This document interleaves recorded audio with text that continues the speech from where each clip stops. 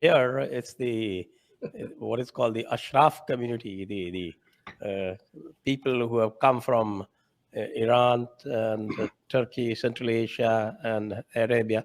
They actually flaunt their pedigree and look down upon the converts. So Mm. we have this little thing about the Ashraf, and we do target Ashraf in particular. And we say the Pasmanda, the backwards, or the converts, what we call the locals, the local Muslims. So instead of local Muslims, we try and concentrate and focus on the racism that is inherent among the Ashraf, that is the foreign elite among the Muslims. Hmm. That that we do that quite regularly.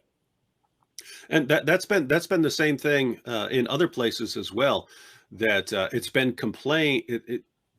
Muslims in the Muslim Students Association in the U.S. have complained that Black Muslims are treated as lower than Arab Muslims, even in the Muslim Students Association. So this is, I mean, this is the major Muslim students group in the U.S., and they're complaining that the Arab Muslims look down on the African American Muslims. Yeah, they were the slaves once upon a time. So that's that. Yes, yes. So slavery is actually the first practice of slavery is found among the Muslims only. I think all the black slave trade that happened, who were the Christians who were bringing it to US? Who were they getting it from? They were getting it all from the Muslims only. Well, that is all there on record. Yeah, and you, I mean, long, long, long before the United States even existed, you had the the slave trade over there. Muhammad's the one who institutionalized a race-based slavery in Africa. That's the one who, because I mean, keep in mind, almost everyone down through history had slaves. But if you look at, like, in the Roman Empire or something like that, slavery wasn't race-based, right? It was you could have a Greek slave or something like that, but the slave would look exactly the same as everyone else. You had just been enslaved at some point. But with Muhammad, I mean, Muhammad bought, owned, sold, and traded Black African slaves. You could have slaves of other kinds, but the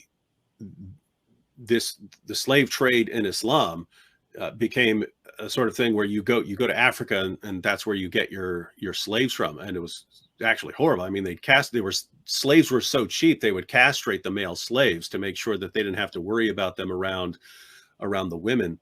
And so yeah, but notice this is not something where you can say, hey, there were people who wrongly enslaved other people, because I can say that from a Christian background, shouldn't have been doing that.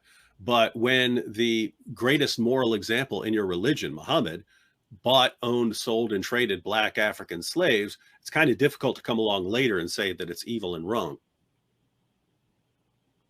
Right. Of course, India is one example which never had slavery, but slaves were taken from here and taken to Central Asia and to Afghanistan and traded. That happened when the Central Asians first came here. Even the Arabs, when they first came here, because the Arabs, of course, were chased away. They didn't stay there long enough. But then when the Central Asians, the Turks, they came, they created havoc.